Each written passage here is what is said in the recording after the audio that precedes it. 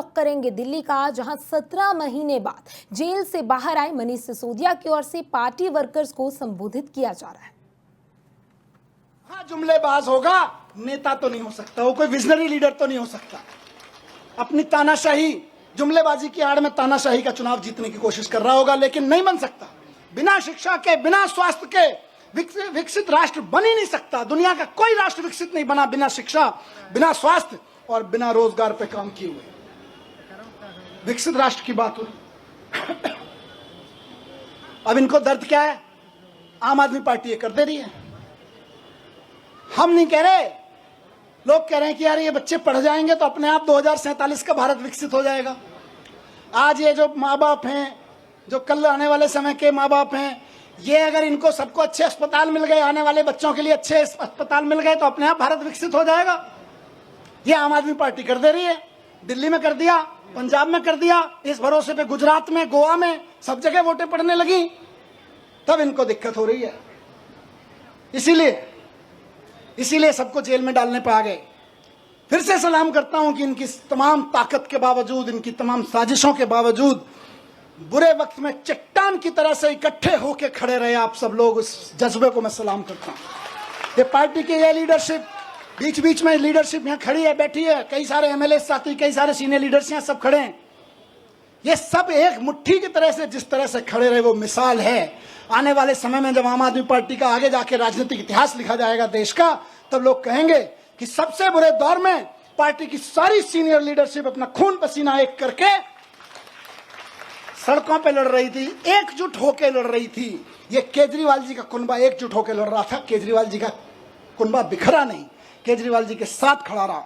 इसी से इनको डर लगता है।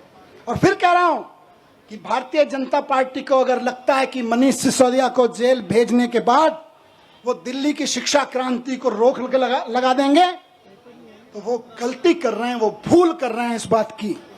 दिल्ली के हर गरीब आदमी को, और ये इलेक्शन का ऐलान कर रहा हूं, दिल्ली के हर गरीब आदमी को बेहतरीन शिक्षा देके उसको समाज की मुख्य धारा में लाने का सपना पूरा करने के लिए हम अपनी जान भी दे देंगे। तुम जेल की क्या बात करते हो यार? तुम जेल से डराते हो, हम जान देने के लिए तैयार हैं। बच्चों की एजुकेशन के लिए, नौकरी के लिए और स्वास्थ्य के लिए तो हमारी ये कई जिंदगियां भी कुर्बान हो जाएं तो कम है यार। आप हमें जेल से डराते हो? नहीं डरेंगे, नहीं डरेंगे आपकी जेलों से। केंद्र कितना भी षड्यंत्र कर, 2 करोड़ जनता दिल्ली की, उसके जीवन में खुशहाली लाने के लिए फिर से हम उतरेंगे।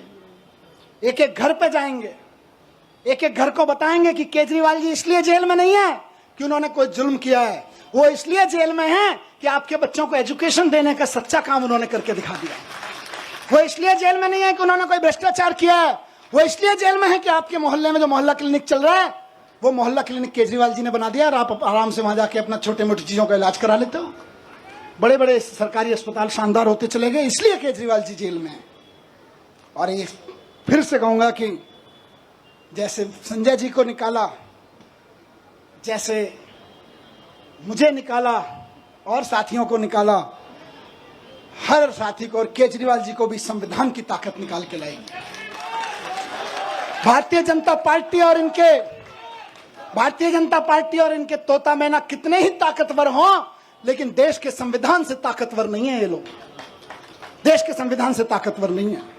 इनकी सारी यातनाएं, सारी पीड़ाएं सह के भी हम तैयार हैं, क्योंकि हमको यकीन है कि हमारा सुप्रीम कोर्ट है और हमारा संविधान है, संविधान जीतेगा। बस आखिर में यही कहूंगा कि हम भगत सिंह के चेले हैं। कह के गया था ये बात, कह के गए थे ना, भगत सिंह के चेले हैं, डरने वाले नहीं है तुम्हारी जेलों से भी और तुम्हारे तोता मैना से भी। 17 महीने में जैसा गया था, बिल्कुल 17 महीने पहले जैसा गया था वैसा ही दिख रहा हूं कि नहीं दिख रहा? एनर्जी कुछ कम है कि ज्यादा है? ज्यादा है ना? बस इनको लग रहा था जेल भेज के एनर्जी तोड़ देंगे, अब ये कहेंगे यार इनको जेल मत भेजो, इन तो दुगनी एनर्जी लेके आते हैं।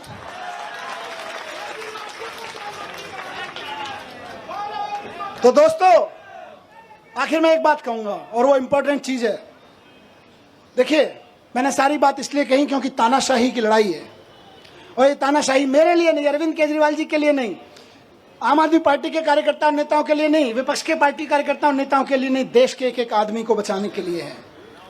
इसलिए आज कल जब सुबह बेल का ऑर्डर आया, उससे पहले मैं ऐसे ही टीवी देख रहा था, उसमें 9 अगस्त के बारे में डिटेल चल रहा था, कैसे 9 अगस्त कितना महान दिन है, भारत छोड़ो आंदोलन चलाया था।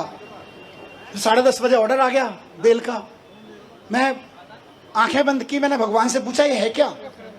9 अगस्त भारत छोड़ो के दिन बेल दे रहे हो, चक्कर क्या है? अंदर से आवाज आई कि भारत छोड़ो के दिन इसलिए दे रहे हैं क्योंकि जेल से बाहर निकलो और तानाशाही भारत छोड़ो की आवाज लगाओ। तानाशाही भारत छोड़ो। इस तानाशाही का शिकार हर आम आदमी हो रहा है। तानाशाही भारत छोड़ो की आवाज उठानी पड़ेगी गली गली में, मोहल्ले मोहल्ले में। और हम ये नहीं कह रहे तानाशाहो भारत छोड़ो, हम तानाशाहों के खिलाफ नहीं, हम तानाशाहों को भारत नहीं छुड़वाएंगे। हमने कई देशों में ये मॉडल देख लिए। वो क्या करते हैं कई तानाशाह, वो बड़े बड़े आंकड़े दिखाएंगे, देखो हमारी इकोनॉमी इतने मिलियन ट्रिलियन फिलियन पहुंच गई, जीडीपी फीडीपी के आंकड़े इतने बढ़ गए। उसके बाद आंकड़े दिखाते दिखाते सारे विपक्ष के नेताओं को जेल में डाल देते हैं या उनको देश से बाहर भगा देते हैं, विपक्ष के कार्यकर्ताओं को जेल में ठेल देते हैं। और उसके बाद कहते हैं देखो हम तो चुनाव पे चुनाव जीतते जा रहे हैं, हमारी तो जीडीपी भी बढ़ रही है, हमारी तो ट्रिलियन बिलियन चल रहे हैं। लेकिन हकीकत क्या है?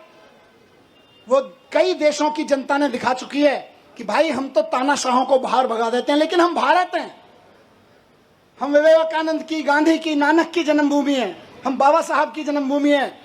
हमारे को जरूरत नहीं है किसी तानाशाह को बाहर भगाने की, हम तो तानाशाही को बाहर भगाएंगे। तो तानाशाही भारत छोड़ो, भारत छोड़ो, भारत छोड़ो, तानाशाही भारत छोड़ो, भारत छोड़ो, भारत छोड़ो, तानाशाही भारत छोड़ो, भारत छोड़ो, भारत छोड़ो। तानाशाही आज हमारे और आपके जीवन के लिए, एक आम आदमी के जीवन के लिए खतरा बन गई है। इसको छुड़वाना पड़ेगा। इस संविधान के लिए खतरा बन गई है, हमारे सामाजिक ताने बाने के लिए खतरा बन गई है, हमारी बहनों के लिए खतरा बन गई है, हमारे खिलाड़ियों के लिए, हमारे व्यापारियों के लिए खतरा बन गई है। इससे लड़ना पड़ेगा।